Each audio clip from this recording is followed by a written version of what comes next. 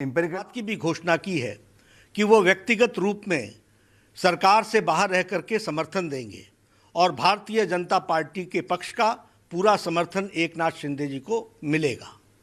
यह हमारी पार्टी के नेता और कार्यकर्ता का चरित्र भी दर्शाता है और यह बताता है कि हम किसी पद की लालसा में और पद के लिए नहीं हैं, हम विचार के लिए हैं और विचार को आगे रखने के साथ साथ महाराष्ट्र की जनता की भलाई हो, महाराष्ट्र की जनता का विकास हो, जन जन की आकांक्षाएं पूरी हों, इस बात को ध्यान में रखते हुए हमारे देवेंद्र फडणवीस जी ने इस बात का फैसला किया है। लेकिन भारतीय जनता पार्टी की केंद्रीय टीम ने इस बात को तय किया है कि देवेंद्र जी को सरकार में आना चाहिए और सरकार में पदभार संभालना चाहिए और इसलिए देवेंद्र जी से व्यक्तिगत रूप में भी आग्रह किया है और केंद्र ने इस बात को निर्देशित किया है कि देवेंद्र जी उप मुख्यमंत्री के रूप में, डिप्टी चीफ मिनिस्टर के रूप में कार्यभार संभालें और महाराष्ट्र की जनता और महाराष्ट्र की लोगों की जो आकांक्षाएं हैं उसको पूरा करने के लिए पूरी ताकत लगाएं और जन जन की आकांक्षाओं को एक विकसित प्रदेश के रूप में महाराष्ट्र को खड़ा करने में अपना योगदान करें।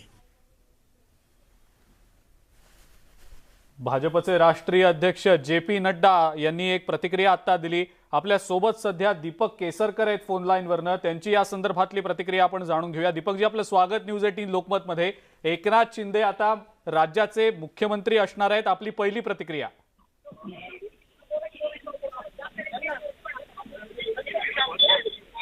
दीपक जी, माझा आवाज येतोय आपल्यापर्यंत?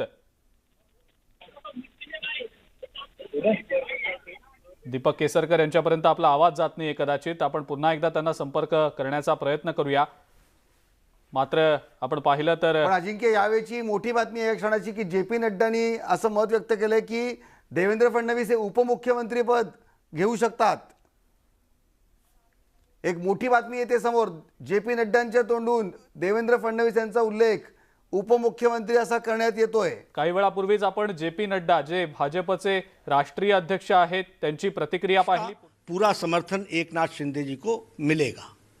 यह हमारी पार्टी के नेता और कार्यकर्ता का चरित्र भी दर्शाता है और यह बताता है कि हम किसी पद की लालसा में और पद के लिए नहीं हैं, हम विचार के लिए हैं और विचार को आगे रखने के साथ साथ महाराष्ट्र की जनता की भलाई हो, महाराष्ट्र की जनता का विकास हो, जन जन की आकांक्षाएं पूरी हों, इस बात को ध्यान में रखते हुए हमारे देवेंद्र फडणवीस जी ने इस बात का फैसला किया है। लेकिन बघतो देवेंद्र फडणवीस उपमुख्यमंत्री होणार असल्याची ही ब्रेकिंग न्यूज आपण पाहतो आहोत। काही वेळापूर्वी जे.पी. नड्डा, भाजपचे राष्ट्रीय अध्यक्ष जे.पी. नड्डा यांनी माध्यमांशी बोलताना हे जाहीर केलंय की देवेंद्र फडणवीस हे उपमुख्यमंत्री असतील। आत्ताच्या घडीची ही सर्वात महत्त्वाची मोठी ब्रेकिंग न्यूज आपण पाहतो आहोत। देवेंद्र फडणवीस राज्याचे उपमुख्यमंत्री होणार आहेत। जे.पी. नड्डा यांनी या संदर्भातली माहिती आता दिलेली आहे। खरं तर पत्रकार परिषदेमध्ये देवेंद्र फडणवीस आपण मंत्रिमंडळाच्या बाहेरच राहू असं म्हणालेले होते, पण आता जे.पी. नड्डा यांनी जी माहिती दिली आहे त्या अनुषंगाने देवेंद्र फडणवीस आता उपमुख्यमंत्री असतील असं समजतंय। जे.पी. नड्डा काय म्हणाले पुन्हा एकदा ऐकूया।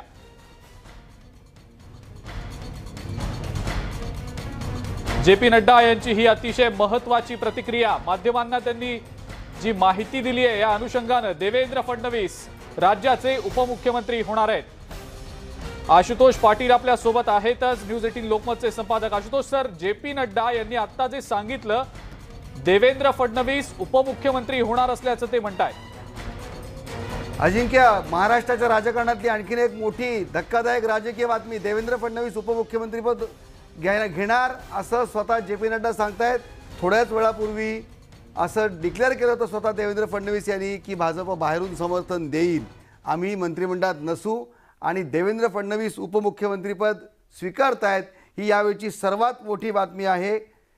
भाजप हे यांच्याबरोबर मंत्रिमंडळात सहभागी होणार आहे असा संदेश आपल्याला स्पष्ट दिसतोय। मोठी बातमी यावेळची अजिंक्य, सर्वांना धक्का देणारी बातमी की देवेंद्र फडणवीस ज्यांचं नाव मुख्यमंत्रीपदी घेतलं जात होतं, तर देवेंद्र फडणवीस उपमुख्यमंत्री आणि एकनाथ शिंदे हे मुख्यमंत्री. खरं म्हणजे देवेंद्र फडणवीस यांच्या काळामध्ये उपमुख्यमंत्रीपद नव्हतं आणि देवेंद्र फडणवीस हे स्वतः ज्या पद्धतीने कारभार चालवतात त्या सगळ्या राजकारणाचा त्यांचा विचार करता हा एक मोठा धक्का आहे. आणि एक मोठी बातमी, महाराष्ट्राच्या राजकारणातली एक मोठी बातमी, भाजपचे अध्यक्ष JP नड्डा यांनी स्वतः डिक्लेअर केलं की देवेंद्र फडणवीस हे उपमुख्यमंत्री असणार आहेत महाराष्ट्राचे पुढचे. आताच्या घडीची ही सर्वात महत्वाची मोठी बातमी आपण पाहतो. देवेंद्र फडणवीस हे राज्याचे उपमुख्यमंत्री होणार असल्याची माहिती मिळतीये. तुषार रुपनवर आपला प्रतिनिधी आपल्या सोबत आहे सध्या. तुषार, JP नड्डा भाजपचे राष्ट्रीय अध्यक्ष यांनीच आता घोषणा केली आहे की देवेंद्र फडणवीस हे उपमुख्यमंत्री असतील. काय सांगता येईल याबद्दल? अजिंक्य, आपण जर पाहिलं असेल तर अनेक धक्कादायक घटना या महाराष्ट्र राज्यामध्ये घडताना पाहायला मिळतात. पहिला मास्टर स्ट्रोक पाहायला मिळाला की एकनाथ शिंदे राज्य मुख्यमंत्री होणार, तर मुख्य कोण असणार या संदर्भामध्ये कोणीही प्रत्युत्तर दिलं नव्हतं. अनेक नावं चर्चेमध्ये येत होती. मात्र आता स्वतः भाजपाचे या ठिकाणी देशाचे जे अध्यक्ष आहेत JP नड्डा त्यांनी येऊन सांगितलेलं की आम्ही आग्रह केलेला आहे की देवेंद्र फडणवीस यांनी उपमुख्यमंत्री व्हावा. अद्याप देवेंद्र फडणवीस यांनी या संदर्भातली कोणतीही प्रतिक्रिया दिलेली नाहीये. देवेंद्र फडणवीस यांच्याशी आम्ही या संदर्भातला संपर्क साधतोय, त्यांची या संदर्भातली प्रतिक्रिया घेणार आहोत की नेमकं काय सुरू आहे. कारण की एकीकडे भाजपा हा सर्वात मोठा पक्ष असताना भाजपाला या ठिकाणी डेप्युटी CM पद दिलं जात आहे, तर दुसरीकडे या ठिकाणी 40 आमदार असणारे एकनाथ शिंदे यांना थेट मुख्यमंत्री पद दिलं जात आहे. हा काही बिहार पॅटर्न महाराष्ट्रात राबवला जातोय का याची देखील चर्चा सुरू आहे. कारण की बिहारमध्ये आपण जर पाहिलं असेल तर नितीश कुमार यांचे आमदार कमी असताना नितीश कुमार यांना या ठिकाणी थेट मुख्यमंत्री केलेला आहे, तर भाजपाचा कुठल्याही व्यक्तीला या ठिकाणी मोठं पद देण्यात आलं नाहीये. तोच पॅटर्न महाराष्ट्रामध्ये आता राबवला जातोय का, किंवा काय नेमक्या आणखी काही धक्कादायक गोष्टी या समोर येतात ते पाहावं लागणार. कारण की देवेंद्र फडणवीस यांनी स्पष्टपणे पत्रकार परिषदेमध्ये सांगितलं की मी कोणतंही खातं घेणार नाहीये, माझा मंत्रिमंडळात समावेश नसणार आहे, मी मंत्रिमंडळाच्या बाहेरून राज्य सरकारला या ठिकाणी सहकार्य करणार आहे. मात्र अनपेक्षितरित्या या पत्रकार परिषदेनंतर अवघ्या तासाभरामध्ये दिल्लीतल्या भाजपा वरिष्ठ नेत्यांची बैठक होते आणि या बैठकीमधून JP नड्डा जे पक्षाचे अध्यक्ष आहेत ते येऊन घोषणा करतात की तुषार, भारतीय जनता पक्षाच्या केंद्रीय कार्यकारिणीने असा निर्णय घेतला आहे की देवेंद्रजी यांनी या सरकारचा भाग व्हावा आणि केंद्रीय कार्यकारिणीने त्यांना विनंती केली आहे, पर्सनली त्यांना विनंती केली आहे की तुम्ही डेप्युटी CM व्हा, अशी विनंती भाजपच्या केंद्रीय नेतृत्वाकडून आलेली आहे, अशी बातमी येते. तुषार, आत्ताच काही वेळापूर्वी JP नड्डा यांच्याकडून सांगण्यात आलंय की देवेंद्र फडणवीस यांनी उपमुख्यमंत्री व्हावं. मात्र देवेंद्र फडणवीस यांनी स्पष्टपणे सांगितलं होतं की मी कुठलंही खातं घेणार नाहीये.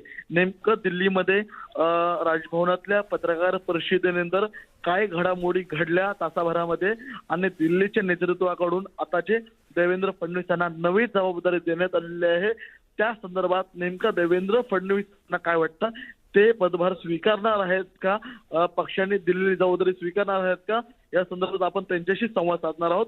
देवेंद्र फडणवीस यांच्याशी आपण संपर्क साधण्याचा प्रयत्न करतोय. मात्र आता तुर्तास देवेंद्र फडणवीस सागरिया त्यांच्या शासकीय निवासस्थानी बैठकीमध्ये आहेत. ते कदाचित या संदर्भातलं भाष्य करू शकतात. मात्र ही एक महाराष्ट्र राज्यामधली मोठी घडामोड आहे आणि महाराष्ट्राच्या राजकारणातला हा दुसरा धक्का आहे. एकीकडे एकनाथ शिंदे राज्याचे मुख्यमंत्री होतात, तर दुसरीकडे उपमुख्यमंत्री हे देवेंद्र फडणवीस यांनी व्हावं असा आग्रह भाजपाच्या वरिष्ठ नेत्यांकडून धरला जातोय आणि त्यांना ही जबाबदारी दिली जाते.